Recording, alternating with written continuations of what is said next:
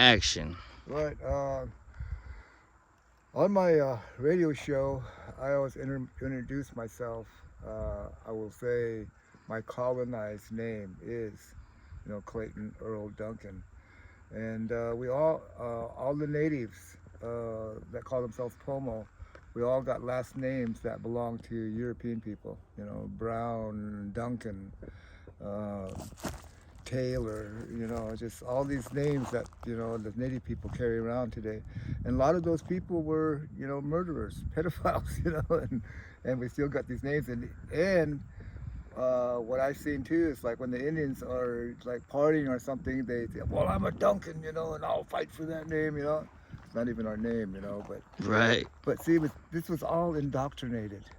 And this is what I found out. I want to be 75 here in a few months, and what I found out about just my life, I'm talking about my life, nobody else's, how I got indoctrinated to be this American Indian, this Native American, this American, and you got to be proud to be an American and all this, bullshit.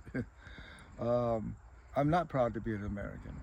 I'm not proud of even carrying that name. I don't carry that Native American or American Indian name around anymore. I put that to sleep, man. I'm a Right. native. I'm a Hinto. I'm from Hobbiton, and I'm from the village of Denoha. That's it, and that's been around for over 25,000, 30,000 years. Those names, and now we got all these immigrants. We call them the European immigrant, Neanderthal American, Amerikkan,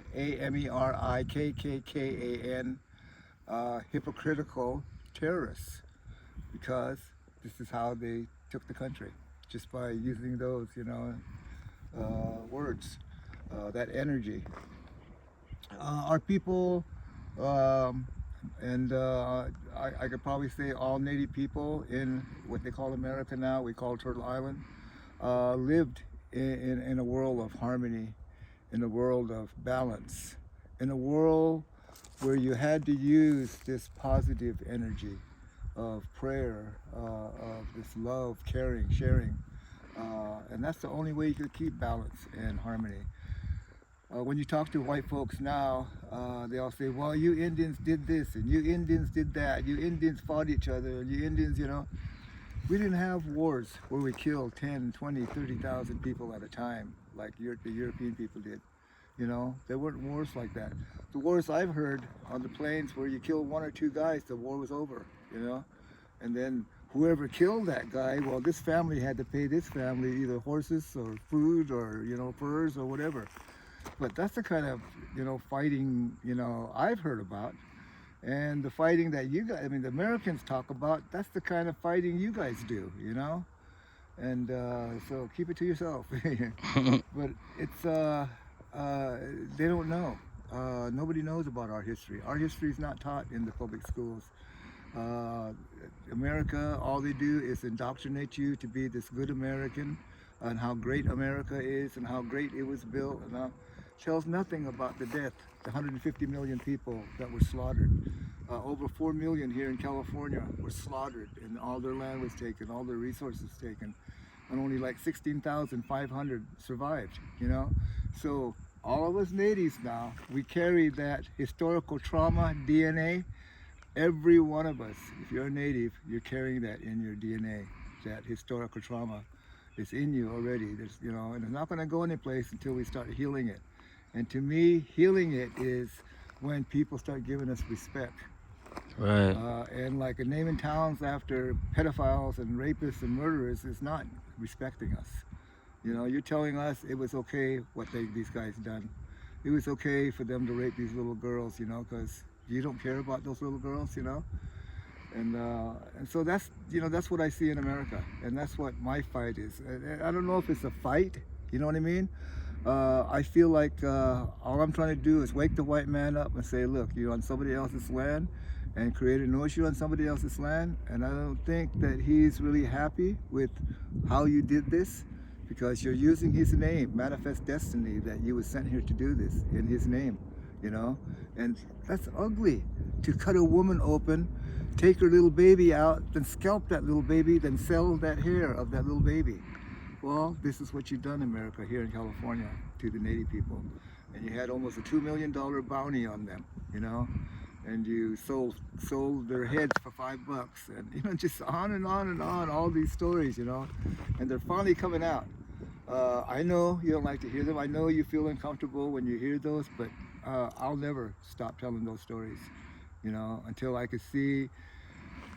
When I see you start, you know, giving a little, when I see you start giving back, like 99.6% of this land or 7% of this land, you have it all.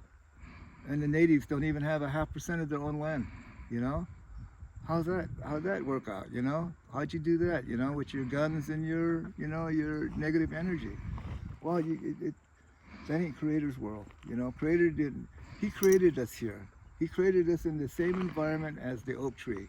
This is where we belong. This water right here is what we're made out of. We're made out of the dirt and water that's from here. And that's who we are. And we're not being respected, you know, like that. Right, right. That bothers me.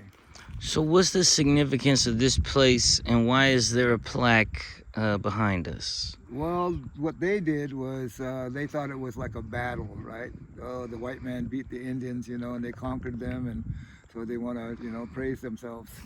And I just see it as a disrespect. This one right here says Battle of Bloody Island. You know, again, there was no battle. It was women, children, and old people. My great-grandmother, as a 6-year-old girl, didn't have no gun. She didn't have no cannon, but you did, you know. That's what they found here, muskets and musket balls and cannonballs they found here, you know, all over the island. And so you did this out of, like, hate. You did it out of, you know, it's like you had over 100 men, and they were going around to village to village to village, all around this, you know, little circle of Mendocino, Sonoma. I mean, Lake County, Mendocino, Sonoma.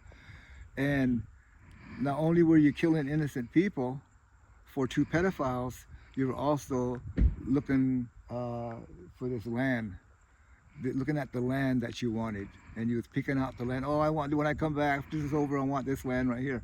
And you guys got it, you know.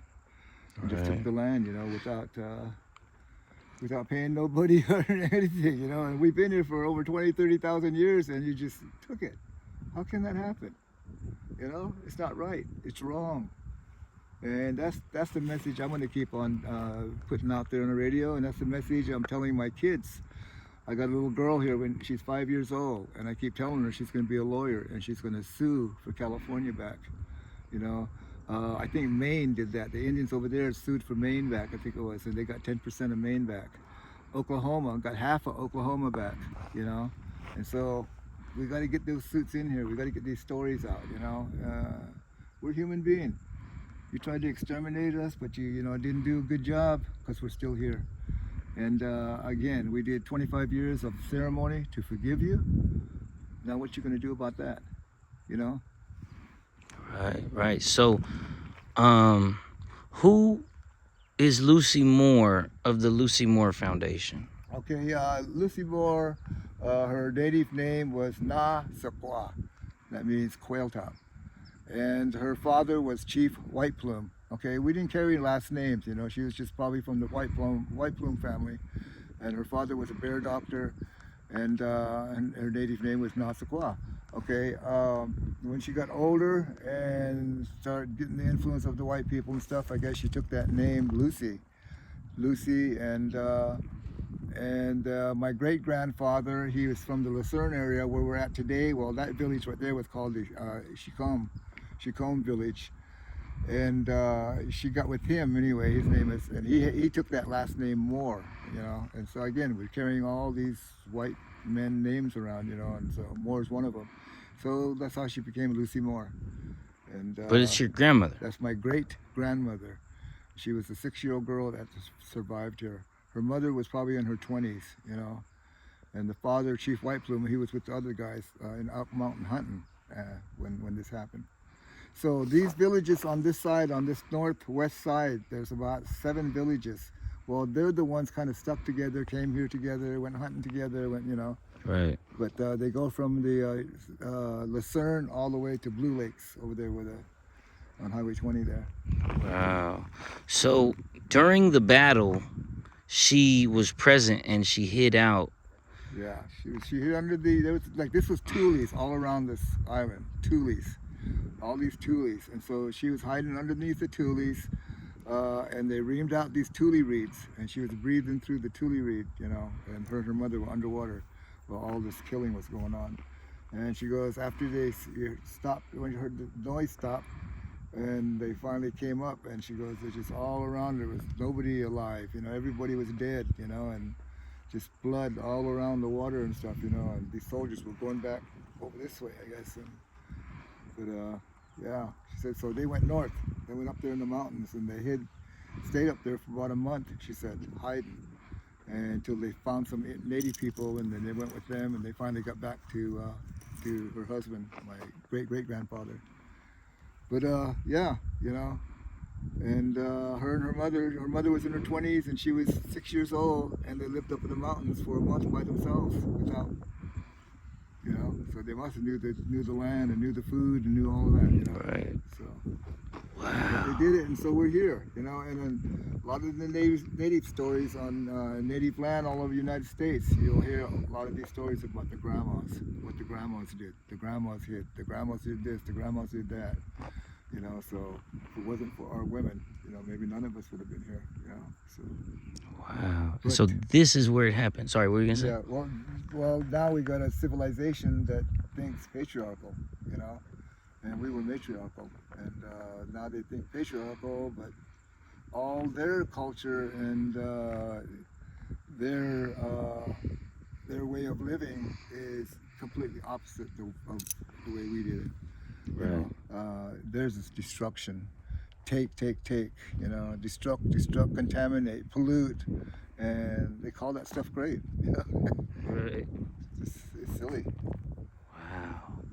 So so this is where the murder happened, and it used to be water, but the water, this was Yeah. part of Clear Lake, but the water has receded, right?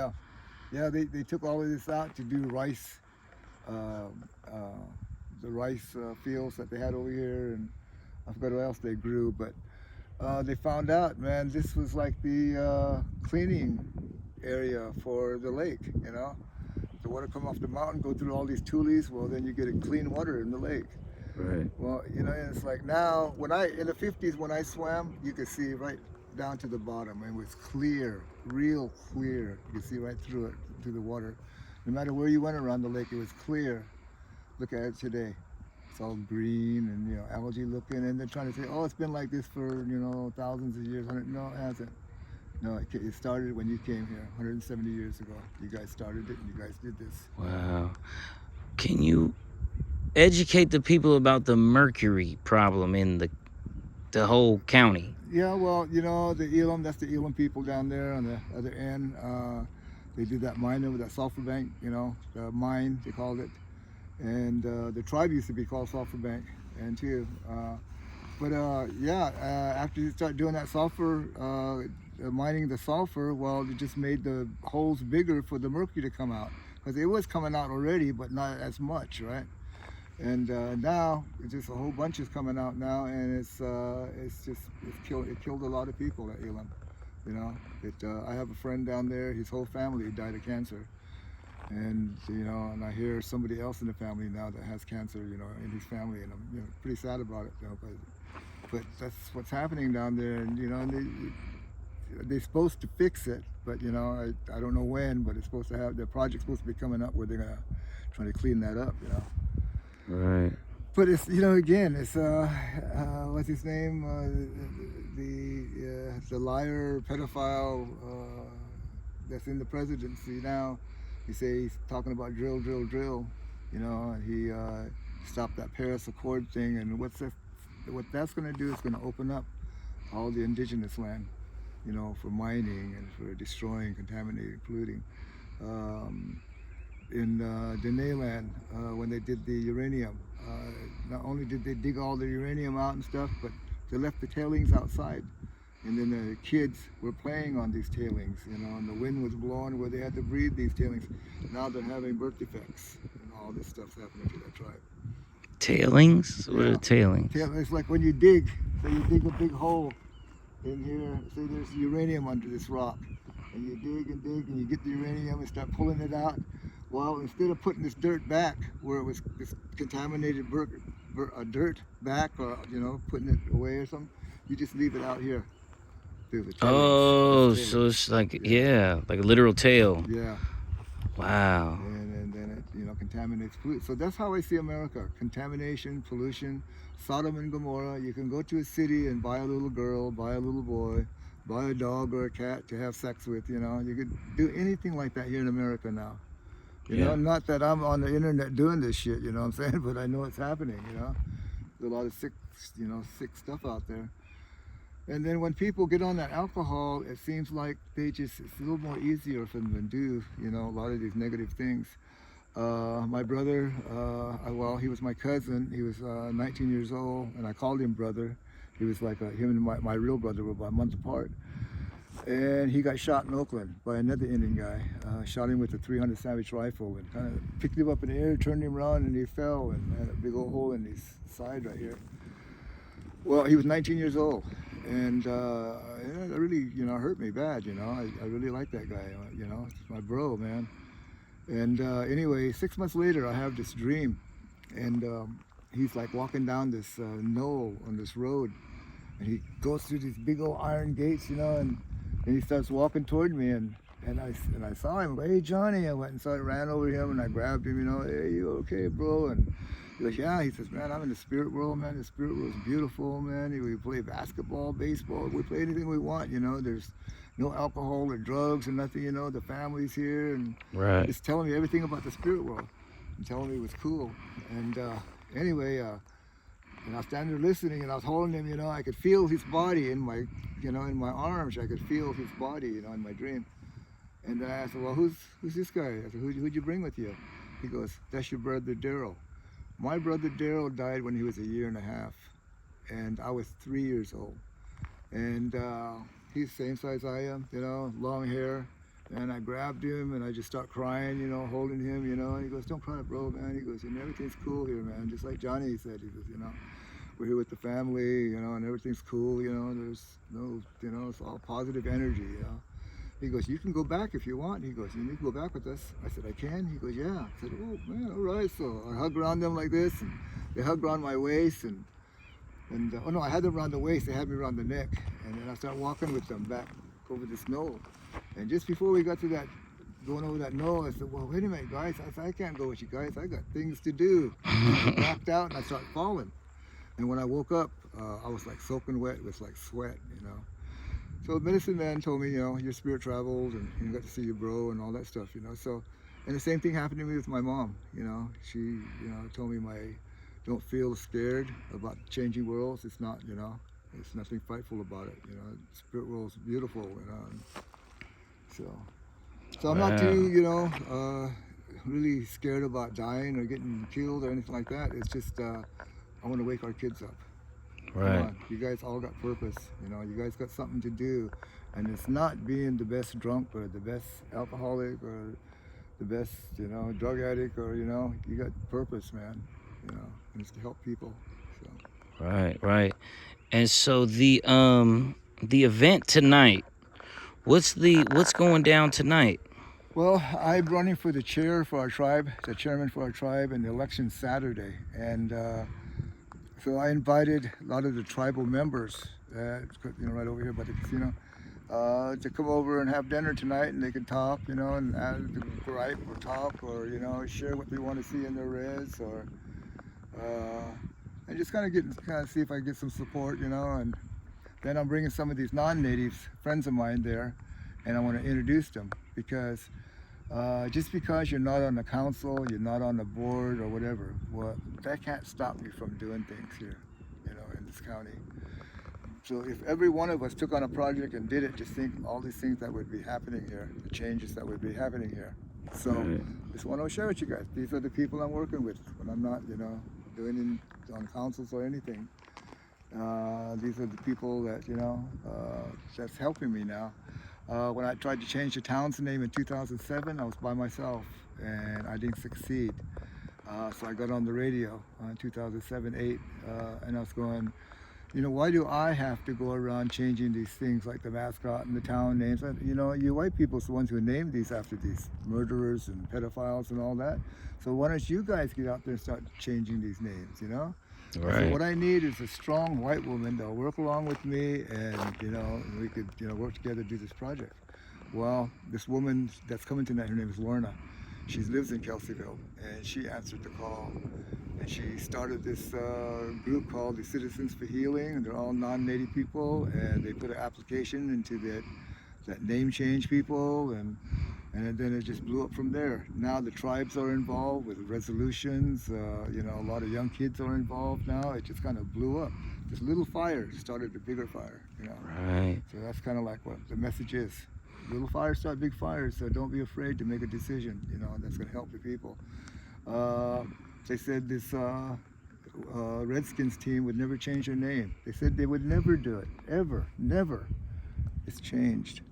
They said that Leonard Peltier was going to die in prison. He's never going to get out. Never, ever get out. So things can happen. There's nothing impossible. You just got to try. You got to do it. Don't ever give up. So Right. that's my message. And so today, that's what I'm going to talk to the people about. I got a table there. A lot of things that I've done in the past. Pictures, newspaper articles. And so does the chairman kind of act as a chief? Is Yeah, that in a way, yeah. He doesn't vote. You got 6 people, and 5 of the people is the secretary treasurer, and you got 4 members at large, I guess. So secretary treasurer, 4 members at large, and these 5 people vote. The chairman kind of runs the tribe, runs the meetings, and does the signing for the projects and all that stuff, but represents the tribe. But I have to get these guys behind me, Right. behind you. And Right. so that's what I want to do, though, is start and that right there, chief. That's what we need is a chief. We're doing like they told us to do. Why don't we change it to what we want to do? Your grandmas out there, in the past, your grandmas are the ones who picked the chief. We didn't have no election. The grandmas did it, and they knew who's who. They're the ones who created these kids. So they know who will help and who won't help and all that stuff. So, they would do all the Right. leadership picking. Wow, that's amazing. A lot of my following is going to be from the Bay Area. Could you please tell the people what happened with getting shipped to Oakland? Oakland, because you had lived in Oakland. A lot of people from here got shipped to Oakland and then lost their. How did that go? Well, we were federally recognized, and the federal government didn't want to, pay the Indians anymore or do anything for them anymore. They wanted to close down shop for the Indians, so they started this thing called the Relocation Termination Act. Okay? They're going to terminate all the reservations and rancherias so the America won't have any responsibility to do anything for them. And then all that land, that the reservation and rancherias, well, that land is going to turn into fee status so they can collect taxes on it, right? Natives never paid no taxes before in their life, right? My dad and mom had 3.5 acres, and we went to Oakland. He went to body and fender school. My mom, beautician, and they both graduated, and they both got jobs. But we ended up selling that land to get a car. Okay, so we lost our 3.5 acres over there for that. But then my grandmother, my dad's mother, went and sued the government and said, wait a minute there, now you made all these promises about clean water, about education, about, all these promises you made, you didn't keep, you lied. So anyway, she won that case. So we got to restart our rancherias. And Nixon, his wife, I guess, talked him into doing that to all the rancherias, so they reinstated them as recognized tribes, in Nixon time. Nice. And so, but they, again, the genocide that they started 500 years ago is still going on today. You know, they don't want us around. They don't, when we ask for, payment and stuff, they no, don't be getting into our resources, our money. I mean, wait a minute now, you stole that from us. We're just taking our money back, our land back. Right. That's how I see it anyway. I just, Wow. and I feel like confident in my heart that I'm right because I feel like I have Creator behind me. I don't have no missiles. I don't have no, R-15 or anything like that. I got Creator's love, and I feel that's more powerful than anything. So I'll keep Wow. on doing what I'm doing. Yeah. No, definitely. Just in closing, I also wanted to know what's your message to the church, because a lot of people, they feel like they're doing God's Well, work, and then we had the manifest destiny situation. I was raised up, going to church, and then when I was 25 years old in Oakland, um, I was kind of, out there, and I knew this one black guy in Oakland, Brother Pugh, and I went to him and said, Brother Pugh, I'm all kind of like, just pissed the world, the world pisses me off, fuck this, fuck that, and all that. And he goes, okay, we're gonna have a revival, he said. And this guy coming up from Louisiana, and we're gonna start on Monday, and it's gonna go all 7 days. He says, you're welcome to come. He goes, it was all black people. And so I went to this church, and it's on 23rd Avenue, 23rd and Foothill, and went to the church, and sitting there Monday, Tuesday, Wednesday, then Thursday, I was standing there, and the guy was talking and stuff, and I was kind of looking around, and then I looked up, and I finally noticed this picture about 5 foot by 7 foot of a Jesus kneeling down next to a rock, looking up in the air with the light shining on him. But this Jesus had blonde hair and blue eyes.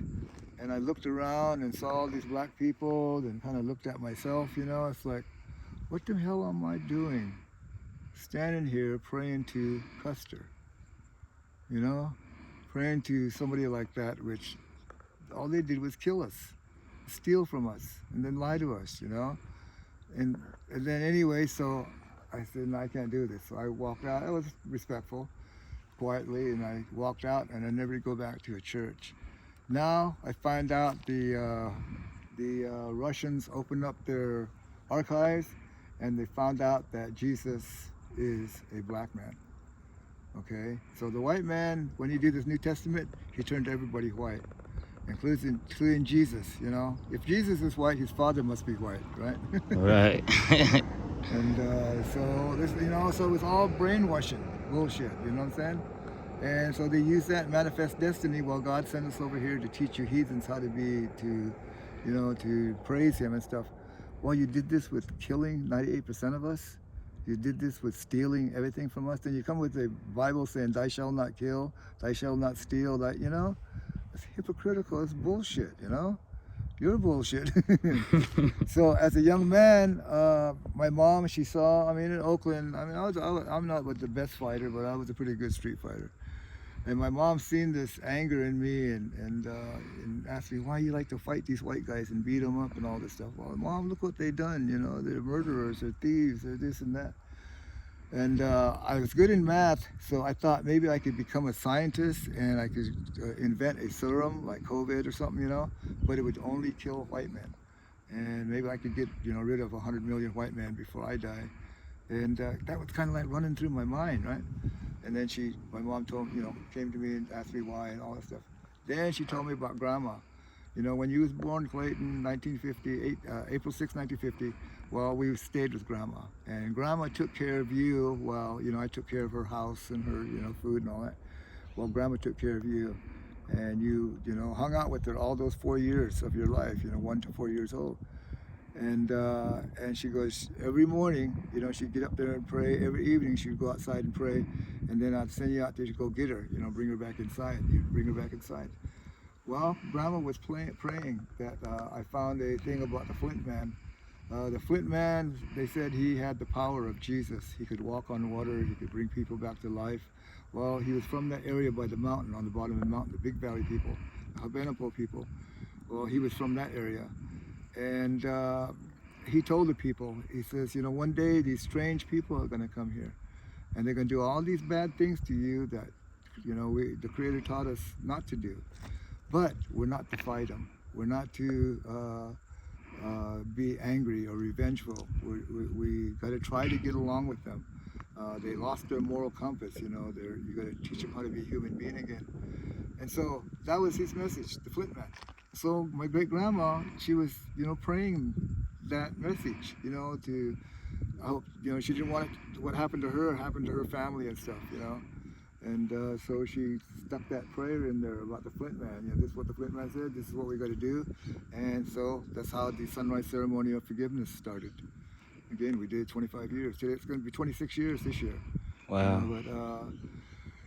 And this year, I'm telling people, everybody, no matter what house you go to, you have to be welcomed. You just can't go to somebody's house and do what you want. You have to be welcome. You have to welcome you, Welcome. You're welcome to my house. Come on, have a seat. You need any water or you need anything or whatever. Right. You can't just go in there and do it yourself, and take over their house and all that. Well, this sunrise ceremony, we're going to start welcoming the immigrants from around the world. Come to our ceremony and we'll welcome you. And Creator, judgment time, he'll ask you why you're here. You say, well, I'm an American and I'm freedom, justice, and liberty. Well, he's going to say, I taught these people, about harmony and balance and stuff, and this is their land, and did they welcome you here? No, and I got here by this gun. Well, you'll end up in the basement if you're not welcomed. That's all I'm saying, Right. It's the same thing when Moses told the Pharaoh, let the people go, else God's going to kill your first child. And he said, I don't believe God, blah, blah, blah. Well, the angel of death came along and he put the blood of the lamb on all the Jewish people's door, so the spirit of death would pass by them. And so this welcoming thing is the same thing. It's like the blood of the lamb. Right. For all you immigrants. Wow. So the white man is the immigrant. Mm-hmm. Last thing, I know right now they just banned TikTok. They unbanned it. It's looking like free speech and not being able to control is why they got rid of it. And the Palestine advocacy could have tipped the scales. What do you have to say for people that are, they're not really focused on America. They're focused on genocide out of the country. They got Congo, you got Palestine. What could they learn about genocide by studying California? Well, the Jewish people, I've been doing stories on this about the Jewish people that's there now. I've read about them and heard stories about them being the Turkish Khazarians, and they're white, right? And the real Jewish people that really belong there in Israel are the people we have here in America, the black people. They're the real Jewish people. And again, like I said, the New Testament, from the Old Testament, all the people in there were black, Moses and Noah and all them. And when they did the New Testament, they were all white. You know what I mean?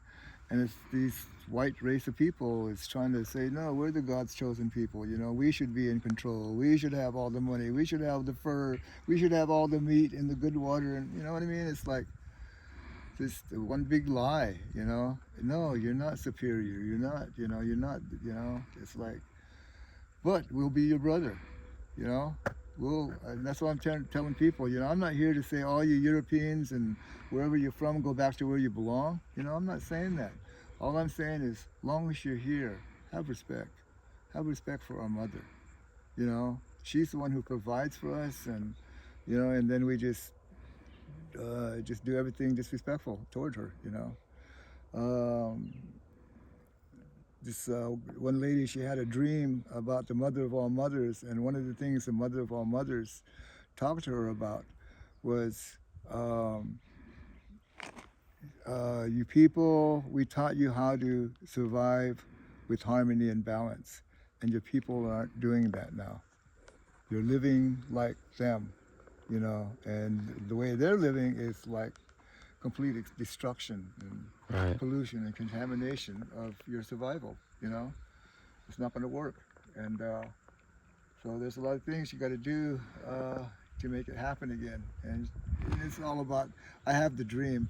It's about building these 5 buildings, and it's all helpful buildings. Food buildings, prayer, medicine buildings. I wanted to put a Holocaust museum and a cultural center right here on top of this island. There's a body on top of this island right now, okay? And it's probably my great uncle, it's my relative. He's up there right now, and they want to sell this place for $1 million with one of my relatives buried on top of the island. Wow. You So know? this whole island area is for sale for $1 million? Yeah, there's about 28 acres, I think, that they got for sale, that people that's selling it. And, Oh, we need that. huh? We need to spend that $1 million somehow. Well, that's the land's only worth about maybe 300,000 at the most. Okay, that's how much it's worth. But they want to sell it because they say it's a battleground. So they're using this murder scene, as a battleground to make money. So there's no respect there. There's nothing there. Right. If they get the money, I don't think good things gonna happen with the money. Because again, you're messing with the spirits. Right. And if you give the spirits disrespect, well, that all goes around, comes right back to you. And so.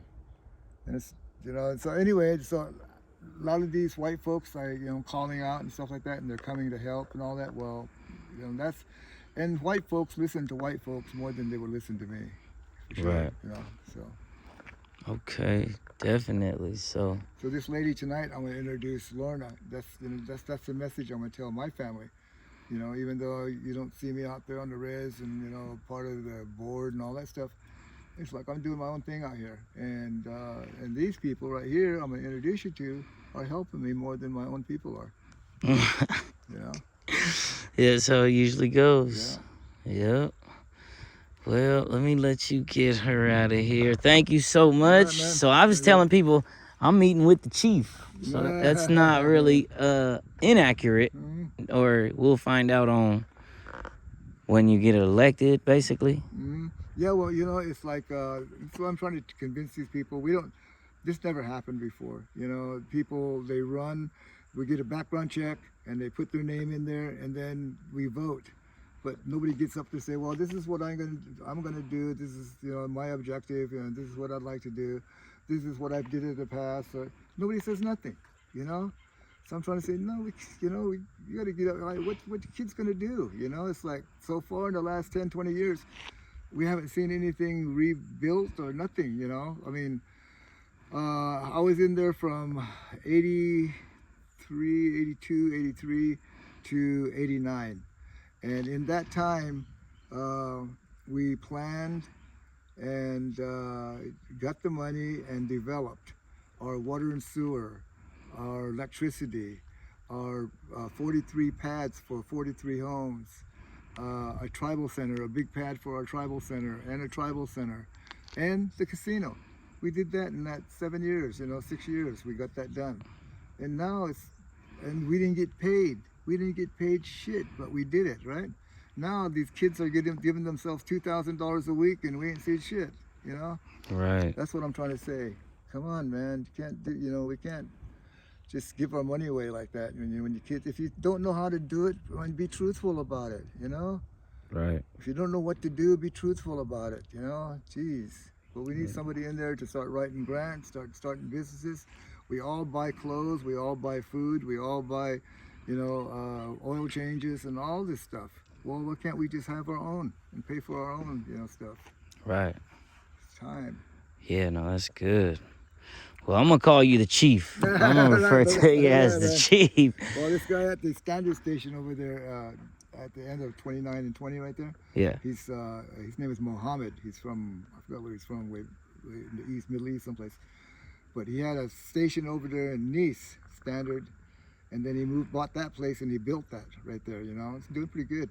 But since I knew him down here, he's been calling me chief, and I went down there and he calls me chief, and I asked him about it one time. He goes, man, I respect you like that, bro. He goes, and that's why I call you that. He says, hey, man, thank you. Right. That's what's up. Oh, last thing, because I had to get this on camera. The Alcatraz Occupy movement. You were there in real life. Can you say something about that? Yeah, it was, again, it was, I was young, 19 years old, and This guy, he was going to San Francisco State. He was a Mohawk native, and Richard Oakes, yeah. They were going to go over to the island, and what they call those guys on the boat, National Guard, I guess. Yeah, the Coast Guard. Yeah, was going around the island, trying to stop people from going on the island. Well, he jumped in the water and swam to the island, and he claimed it. This is Indian land, right? There's a law that the Lakota had that was made with them, was telling them if America has land and then they no longer use this land and it's a surplus land, well, the natives can go claim it again, and try to get it back. Right. Well, that's the law they use. And so when that guy, he landed, and everybody heard about it, it was on the news. Well, the next day I got ready. I went over there too, and people were, taking Indians over there, they were volunteering their boats and stuff, Right. And so I went over there, stayed a month, and I went around the island, went all over the island picking up wood. So we had wood to burn, for food and all that. But yeah, the Indians, I learned that the natives could work together, and it started a fire, of activism under me that never went out yet. Right. And so, two things. That ended with a tragic death of a young girl. His little girl, Richard Oakes' little girl. I think she was 12, and they got like the prison itself. I think it was two tiers. Mm-hmm. 2 tiers of cells and stuff, and then they got the what do you call it, solitude or whatever. Right. You go down in the basement, and they got these cement walls where they tie you up with your hands, and that's where you stay. There's no bed or nothing under there. Well, going down there is stone steps, and they got like these rebars sticking up and all that. Well, she fell, and I guess fell on one of those. Wow. But yeah, it's like, you go down to there where I told you, where there's cement and they tie you up. Then there's another door that goes even deeper into the island. It's an iron door, man, big old iron door. Right. I guess that's where the devil stays, huh? Right. Wow. So, some people had thought she was maybe, I don't know. So you think it was an accident, or you think it was an accident? Oh, okay. Yeah, that's what I heard anyway. Right. And then last thing. So we had mentioned in that time Leonard Peltier was free, and then they took over the city hall after Alcatraz or something like that. Mm-hmm. But you had mentioned that Leonard Peltier is free now. Where did you? I didn't ever even got that news. Mm-hmm. They let him out, or? Yeah. Oh shit! I got all kinds of texts, from different people that know me, and sent me all that information about him. He's still working on getting him out of there. I guess he's sick, so they're trying to get him, a place where he can go, where they, could fix him up first. But I think he's gonna be home in February. So I don't know, I don't know the schedule or anything. But. Wow. But ever since that happened in the 70s, I didn't join the American Indian movement because they had that American attached to it. Okay. Right. So I didn't join them, but I knew a lot of them, and they were my partners. A lot of friends of mine, and they, had the story about what happened there. They went to Wounded Knee and all that. Well, then they came back to the Bay Area after that, a lot of them. And the story was, Leonard didn't kill him. There was another guy that did it, and of course they're not going to turn the guy in. But right. Yeah, Leonard didn't do it. He was innocent. He was innocent from that. Wow. Okay. All right. Well, let's get ready